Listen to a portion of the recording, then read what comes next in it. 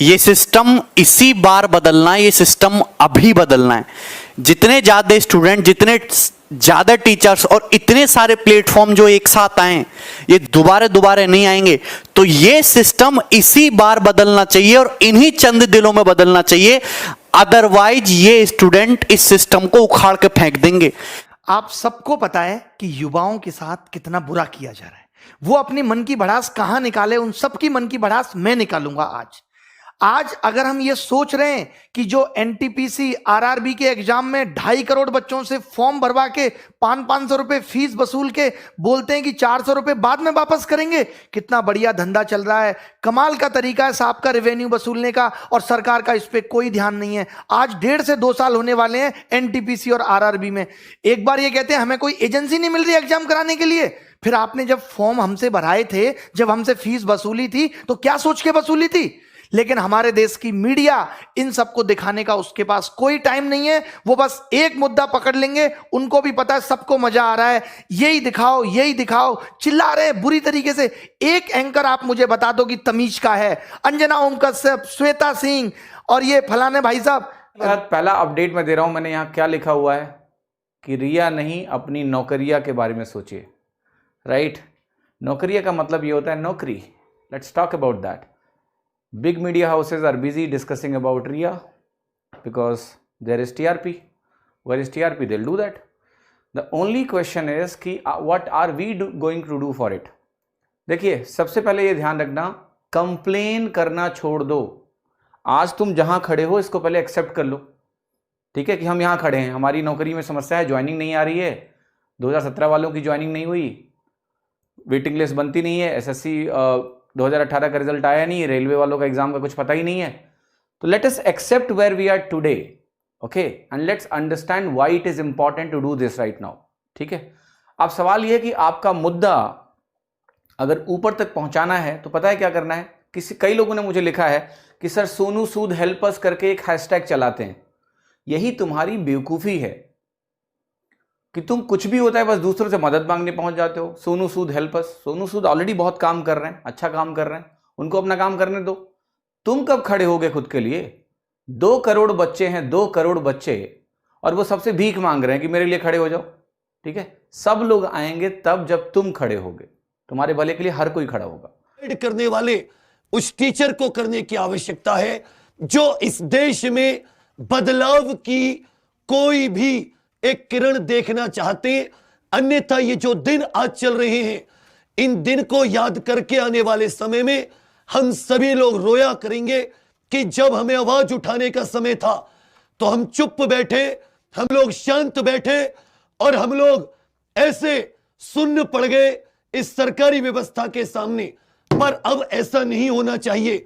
अब तुम्हें उठना होगा, तुम्हें भिड़ना होगा, और यदि तुम्हें ये तुम्हारा अधिकार नहीं देते तो तुम्हें अपना अधिकार हर एक संवैधानिक नियम का पालन करते हुए छीनना होगा, इनसे लेना होगा। तुम्हें या रोड पे आना पड़े, चाहे तुम्हें जंग लड़नी पड़े, चाहे तुम्हें विचार किसी भी प्रकार से अपनी चीजों को व्यक्त करना पड़े, परंतु आपको अपना अधिकार मांगना पड़ेगा। ये वो वाली बात होगी कि बुलेट ट्रेन का सपना दिखा के भारत की जो बनी बनाई ट्रेन थी वो भी बेच दी गई। आप सोचो कितना बड़ा स्कैमर फ्रॉड है कि बुलेट ट्रेन का सपना दिखा के जो टूटी फूटी भारत की जैसी भी ट्रेन थी बनी बनाई, वो ट्रेन भी बेच दी गई। सपना ये दिखा के कि हवाई चप्पल पहनने वाला आदमी भी एयरप्लेन में सफर करेगा, ये सपना दिखा के एयरपोर्ट बेच दिए गए। कितना बड़ा स्कैम है, आप लोगों को दिखाई नहीं देता। ये सब निकला था। इन्होंने आरआरबी के एग्जाम में बस सिर्फ और सिर्फ नोटिफिकेशन डालते रहे। 2.5 करोड़ बच्चों ने फॉर्म भरा, जैसा मैंने आज सर्च किया गूगल पे मुझे पता चला, और इन्होंने 500 रुपए फीस ली। बोले 400 वापस कर देंगे। अबे उधार ले रहे हो बच्चों से, शर्म नहीं आती तुम्हें? सरकार से मांगो ना कि 400 ले रहे हैं तुमसे वापस कर देंगे। बताओ, मुझे दोगे तुम 500 रुपए उधार, मैं भी दे दूंगा 6 महीने बाद। मजाक बना के रख दिया है एसएससी। आज ये विडंबना देखिए कि इन्हीं लोगों की व्यवस्था में आज आप लोग फंसे हुए हैं। बात आ रही है एसएससी और रेलवे की यूनिटी की, तो चाहे कोई रेलवे का विद्यार्थी हो ऐसा नहीं है कि उसने एसएससी सीजीएल या सीपीओ या सीएचएसएल एमटीएस नहीं देता। बात यह नहीं है कि एसएससी का दूसरे ग्रह से विद्यार्थी आता है या रेलवे का कहीं और से, एक ही है। मैं हर एक एग्जाम देता हूं, मेरा एक उद्देश्य है कि मुझे एक सरकारी नौकरी मिल जाए, उसके बाद में मैं अपने सारे अरमानों को पूरा करूंगा, लेकिन मेरे घर को सपोर्ट करने के लिए एक नौकरी मिल जाए। तो इसीलिए इस यूनिटी से अगर हम लड़ेंगे तो इस पूरी की पूरी व्यवस्था में सुधार आएगा। इसलिए एसएससी, रेलवे, ये सभी स्टूडेंट, क्योंकि ये दो ऐसी संस्थाएं हैं जिनके पेपर सभी विद्यार्थी देते हैं। कल दोपहर 11 बजे जितने भी स्टूडेंट है, इतना ट्वीट करना है, इतना ट्वीट करना है यार। ये एक्टर्स के बर्थडे पे इतने ट्वीट हो जाते हैं ना, उनके फैन मिलियंस में ट्वीट करते हैं, और आप अपनी नौकरी के लिए, खुद के लिए कुछ नहीं कर सकते। और मीडिया वाले दिन भर सुशांत सिंह राजपूत की न्यूज दिखाते हैं, हमें उससे कोई प्रॉब्लम नहीं है, पर ऐसे लाखों करोड़ों सुशांत है, उनकी जान भी उतनी ही वैल्यूएबल है, उतनी ही कीमती है। बस उसको दिखाने को कोई जिम्मेदार नहीं है, वो कि उस सरकार के खिलाफ बोलना पड़ेगा और टीआरपी कम मिलेगी। टीआरपी के चक्कर में मर जाओगे, बुढ़ापा बहुत बुरा गुजरेगा। तो दोस्तों मिलेंगे, कोई बाय नमस्कार आज होगी नहीं। अब बस सीधे सीधे सरकार से जवाब। ये मन की बात नहीं है, मन की भड़ास है। आप तो बड़े प्यार से कर देते हैं मन की बात, मेकअप करके आ जाते हैं साहब। मन की बात क्या है? मन में मेरे ये चल रहा है, मुझे लगता है कि मुझे मोर को तो दाना डालना चाहिए। मुझे रात को ऐसा सपना आया, भारत में सब बहुत अच्छा चल रहा है, कोई बेरोजगारी नहीं है, जहां तक देखता हूं खुश पाता हूं लोगों को। ऐसे भारत की मैंने कल्पना की थी।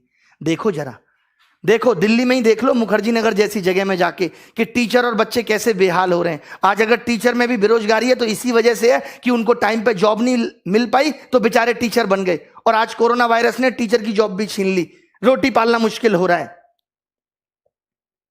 बताओ गलत बोल रहे हैं तो? यार कोई तरीका होता है। मीडिया को कुछ भी, आप खुद एक चैनल, आज अगर आप लोग मेरी बात को झूठ मान रहे हैं ना, तो कोई भी एक चैनल खोल लें और आप मुझे बता दें कि ये आदमी इतने काम की बात कर रहा था, आपको पता चलेगा कि इसने 10 बातें की, एंकर ने सारी बाहियात की, सारी बाहियात, कोई काम की बात पे चर्चा नहीं करेंगे। अब एक सीबीआई केस हो गया तो हर दिन अपडेट, हमारा सीबीआई केस हो जाए तो कोई अपडेट नहीं। 2017 वाला केस डिसमिस होने के कगार पे आ गया, कोई सबूत नहीं मिले नकल के। रिया की तो व्हाट्सएप चैट निकल आई, और यहां नहीं निकली किसी की व्हाट्सएप चैट। हमने नंबर तक दिया जिन लोगों ने नकल की, हमने नाम तक बताए उन लोगों के जिन लोगों ने नकल की। क्या किया आपने उनके साथ बताइए?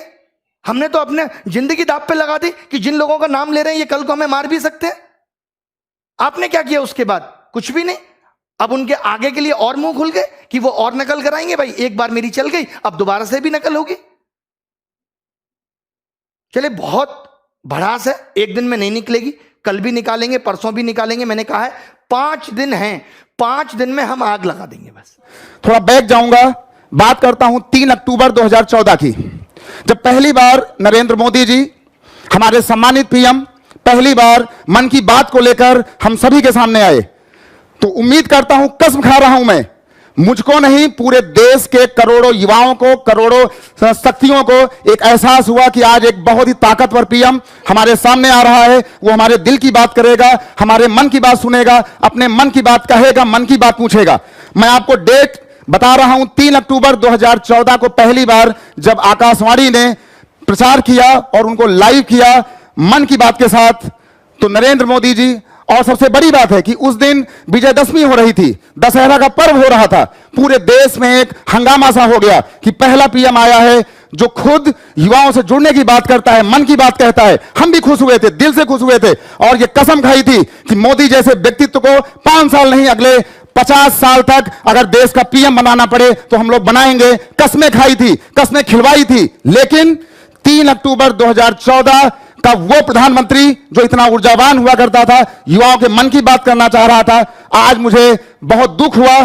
30 अगस्त 2020 को इतवार के दिन आज वही प्रधानमंत्री जब मन की बात करने आता है तो वो आपकी बात नहीं करता है, युवाओं की बात नहीं करता है, वो बात करता है डॉग्स, कुत्तों की, वो बात करता है चिंगारी एप्स की, वो बात करता है खिलौनों की।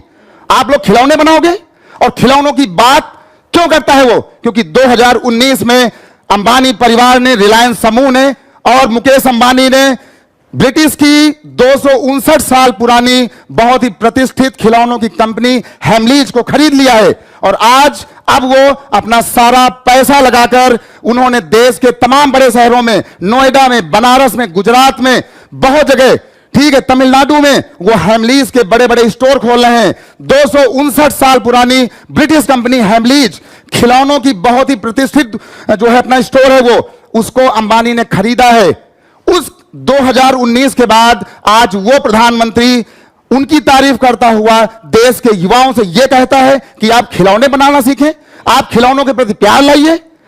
अरे क्या कभी नरेंद्र मोदी जी ने यह बात की कि हम आपके युवाओं की बात करते हैं, युवा मन की बात करते हैं, हमें किसी प्रधानमंत्री से, किसी पार्टी से न नफरत है न प्यार है। जो पार्टी हमारे लिए काम करेगी, युवाओं को रोजगार देगी, हमारी बात करेगी, हम उसकी बात करेंगे। प्रधानमंत्री कोई बने, प्रधानमंत्री आकाश से आए, जमीन से आए, तमिलनाडु से आए, गुजरात से आए, उत्तर प्रदेश से आए, बिहार से आए, लेकिन वो हमारे युवाओं की बात करे।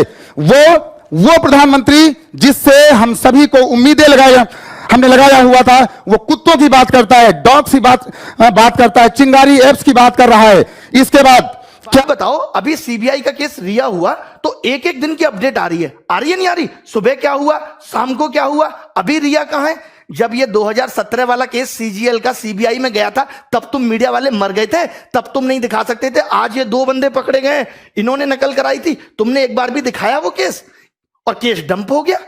जब मीडिया उस केस को दिखाएगी नहीं तो केस तो डंप हो ही जाएगा। तब आप नहीं बोले बीच में। और शिक्षा में भी माफिया बैठे हैं, इनको भी कोई मतलब नहीं पड़ता। सबको लगता है अपना पैसा कमा के बैठे। अरे क्या बच्चों के बारे में सोचना? अरे हमने नहीं कमाया पैसा, क्यों नहीं सोचेंगे? तुम्हारे घर की दाल रोटी बढ़िया चल रही है तो चलाते रहो। कम से कम जिन बच्चों से आपने पैसा कमाया, जिन बच्चों की वजह से आप अरबपति बने बैठे हो, उनके बारे में तो सोचो, नहीं तो एक दिन खत्म हो जाओगे। मैं बड़े बड़े चैनल वालों से भी कहता हूं, सिर्फ यूट्यूब चैनल की बात कर रहा हूं मैं। आज सारे यूट्यूब चैनल को कसम है कि इन सब चीजों पर वीडियो बनाए, और ये बच्चों को भी कसम है कि वो इन वीडियो को वायरल करेंगे, चाहे वो किसी भी चैनल की वीडियो हो। एक वीडियो तो ट्रेंडिंग 1 जानी ही चाहिए। आज देखिए न्यू एजुकेशन पॉलिसी आई, सीईटी आया, एक न्यूज चैनल वाले ने तमीज से डिस्कशन नहीं किया, तमीज से सरकार का इंटरव्यू नहीं लिया जितेंद्र सिंह का कि आप बताओ इसको कैसे लागू करोगे। यार आप तो सिर्फ अंधकार में रख रहे हो। आपको लगता है हल्ला हो रहा है, चलो सीईटी फेंक दो, हल्ला हो रहा है, चलो ये फेंक दो, हल्ला हो रहा है, राम मंदिर घोषित कर दिया। सीईटी पे आपने कोई सवाल सरकार से नहीं पूछा। अरे देश में अगर कुछ हो रहा है, कोई योजना आ रही है, कोई नई चीज आ रही है, तो ये मीडिया की जिम्मेदारी है कि वो सरकार से जवाब मांगे और पूछे। यही काम मीडिया का होता था और वैल्यू भी होती थी मीडिया की। आज कोई वैल्यू नहीं है। मैं जरूरी नहीं समझता कि हमें न्यूज चैनल पे अपना मुद्दा लेके आना है, क्योंकि इनकी औकात नहीं रही है, बिल्कुल ही जीरो कौड़ी के लोग हो चुके हैं। सीधी सी बात है। पहुंचा देना इन तक भी ये वीडियो ताकि सुधर जाएं, नहीं तो बुढ़ापे में कोई पानी देने वाला पैदा नहीं होगा इनको, जो ये कर्म कर रहे हैं, जो लोगों की बद्दुआएं ये ले रहे हैं। जीना दुश्वार कर दिया यार आपने। मैं अपनी जगह रख के जब ये देखता हूं कि एक बच्चा जिसने 3 साल से तैयारी की और सिलेक्शन नहीं हो, तो उस पर क्या बीतती है।